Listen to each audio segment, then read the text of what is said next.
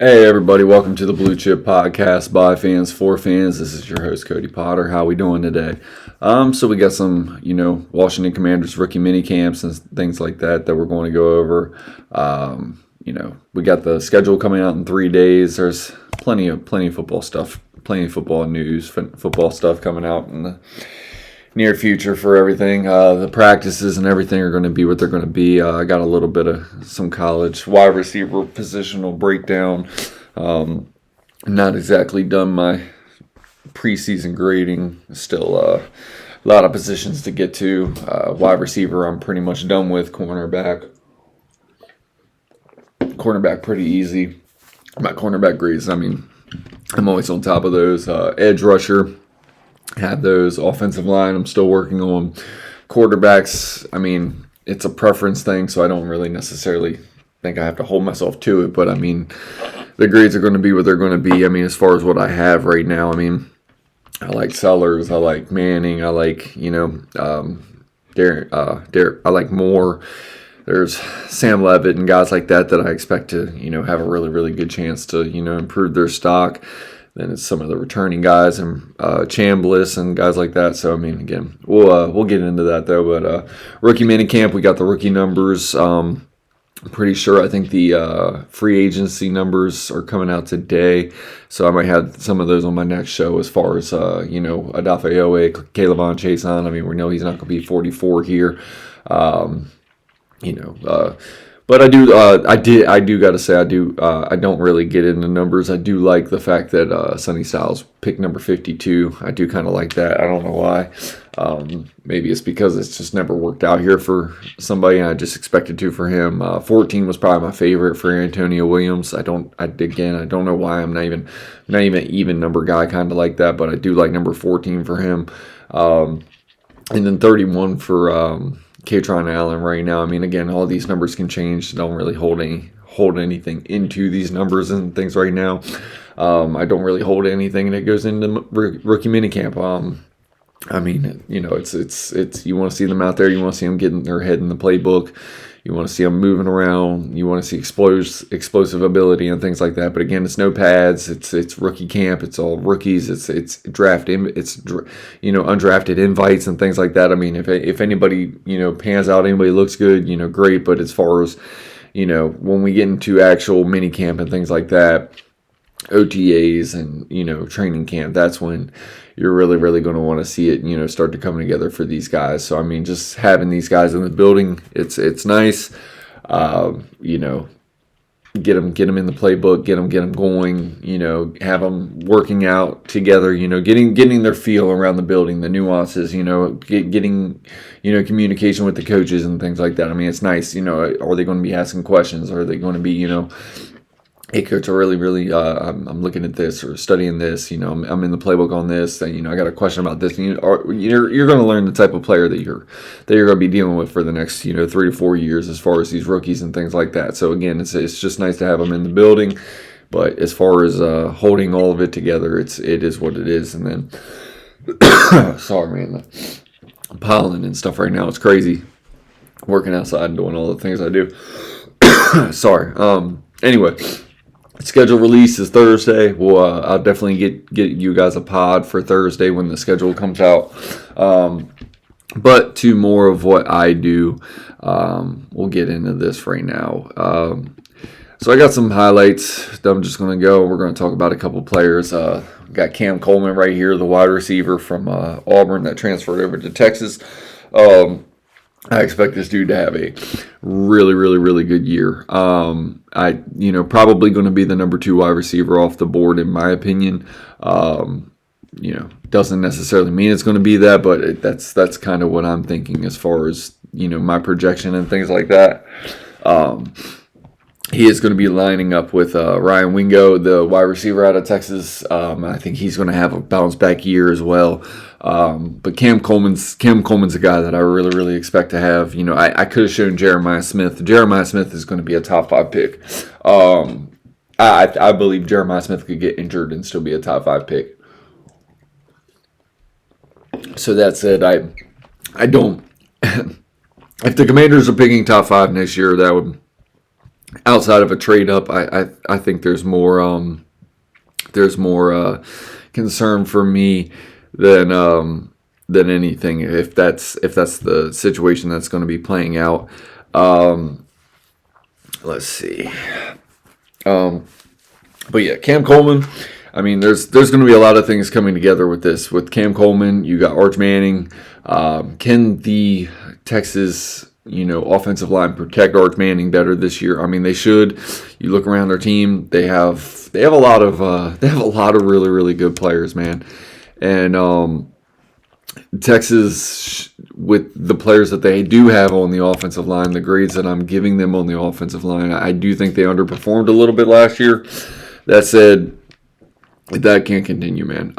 This has got to be something that's nipped in the bud for the Texas Longhorns this year. I mean, this is a team with national title aspirations, and I mean, we talked last year about this time about Clemson and all their aspirations and things like that. So we know what it can be. We know it can go very very south. It's do or die this year for Texas, man. Getting a weapon over there like Cam Coleman, who I believe can be a top 10 pick in this next year's draft. This is a player that I'm very very excited for. This is a player that I very, very much would love out wide for the Washington Commanders. This is why I'm bringing him up. I'm highlighting, I'm highlighting top tier, and then I'm highlighting a player that I think is going to blow up to more of a, late first round, from what I'm grading, what I have him currently graded at next year, which is what I'm going to talk about on my next player. And then, then I'll just give you my list. I mean, there's quite a few. I mean, you got Rutgers wide receiver, KJ Duff. You got Brian Wesco Jr., Clemson wide receiver, who I'm higher on than most. I expect Brian Wesco Jr. to have a pretty big leap. This, along with this next player that I'm about to show you right here, Nick Harper, the South Carolina wide receiver. This is a guy that I very, very, very much expect to really, really take a leap this upcoming season, man. This is a guy that has all the traits. I mean, big, tall, fast. I think by the time it's all said and done this next year, I think he's going to make a name for himself and probably be in contention of being a late one, early second round pick. That's how I see it. Like I said, man, this is going to be the position to watch right here as far as the Washington Commanders, man. I really, really do like it. Cam Coleman is a guy that I expect to be a top 10 pick up there with Jeremiah Smith. I think Nick Marsh is probably going to make himself up into the top 15. I really, really like Harper right here. So I think this guy has a real, real good chance of being one of them guys next year. So this is going to be a guy that I think is going to be up in first round consideration. That's probably not grading anywhere near first round consideration right now, but this is a guy that I really think is going to be. The next guy I'm going to give you is going to be very similar to that too. It's a guy that I'm going to shout out. I'm very, very much I'm more high on this guy than most. So again, same with Nick Harper. So. Wide receiver position, I think it's going to be a big position. I mean, Nick Harper is going to be very, very dependent on Lenore Sellers, man. I mean, we thought Lenore Sellers had a chance to be the top quarterback coming into last season for this 2026 draft. Lenore Sellers has to put it together now, man. It's do or die time. It's year 3. Same system, no transfer. I mean, it's time to pretty much own the SEC. I mean, you've shown all the flashes. You know the skill set is there. We know Lenore Sellers has every ability to whatever, but he's got to stay healthy. We know he can stay. We know he can run the ball. So again, Nick Harper, Lenore Sellers. I mean, there's 2 guys right there that could really, really probably have the biggest leaps in their draft stock as far as for what they are coming into the season at wide receiver and quarterback compared to what they can finish at. And then, so again, there's a lot to like with Nick Harper. The wide receiver, like I said, I'm bringing up the wide receiver position because I think it's going to be something that's going to be a big time focus for the Washington Commanders come next April. the draft, everybody's talking about it. And then Brian Wesco Jr., man. So I've talked about him a ton here. I bring him up all the time. What is the quarterback level going to be looking like at Clemson this year? I don't know. Going after Antonio Williams this past year, if we were going back-to-back Clemson wide receivers, man, that'd be pretty crazy to me. But Brian Wesco Jr. is a guy that I think has the elite level upside to be a premier wide receiver in the NFL. I know the injury last year and things like that, but again, I like Brian Wesco Jr. This is one of my favorite players that's going to be in the NFL draft if he does declare. Doesn't have to declare, but again, this is a player that I think has all the skill set, all the height, all the speed, the hands, everything that I'm looking for. The wide receiver, the separation ability, the winning at the catch point. I like Brian Wesco Jr., man. This is one of my favorite wide receivers in all of college football. So, again, I am much higher on him than probably most people are going to be. I have a much higher grade on Brian Wesco Jr. than just about anybody at this current juncture. I've seen him as far as consensus. I've seen him in the 70s, 80s, 90s. I have a first round grade on Brian Wesco Jr. coming into this season. I've been high on him since his freshman year.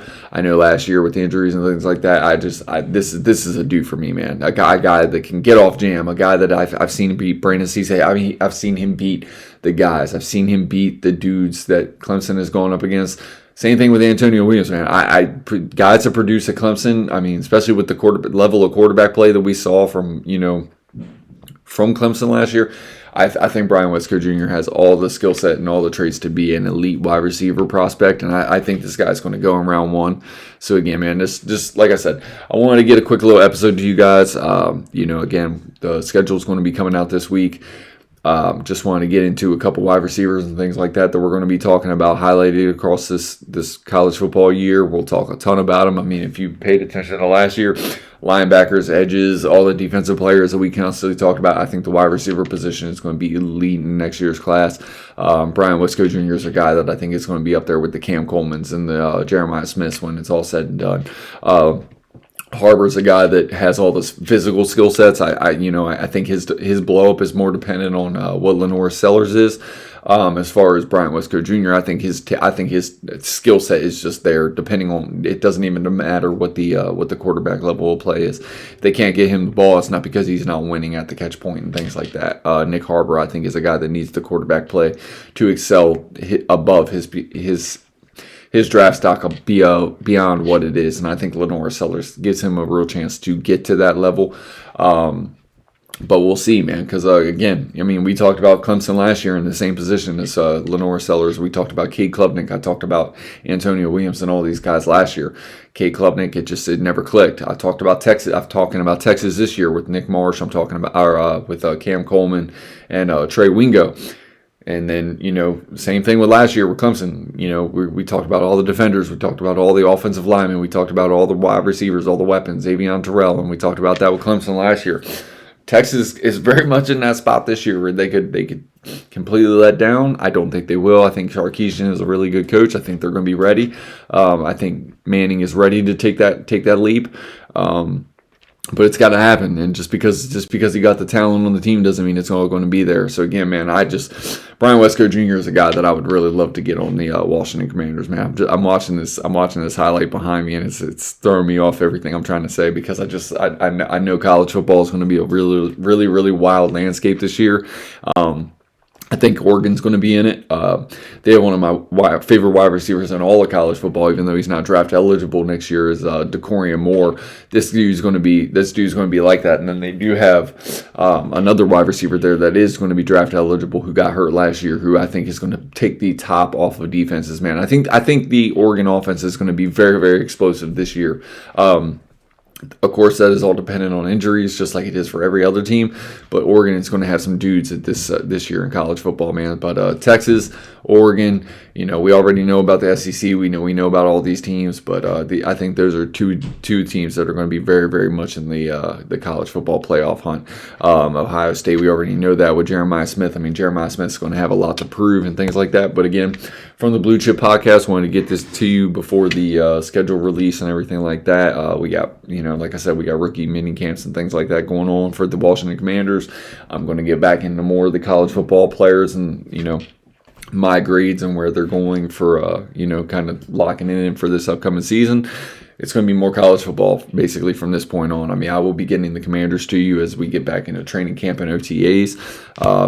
Like the little numbers and things like that, that's really not what I do, but I will get them to you just because I do report on the Commanders constantly. But again, thank you guys from the Blue Chip Podcast. Like I said, we're going to get a lot more back into college football and things like that from this point on. So again, I appreciate you guys checking out and tuning out the pod, and thank you guys for all the likes, comments, and subscriptions and everything like that. I really do appreciate it. Peace.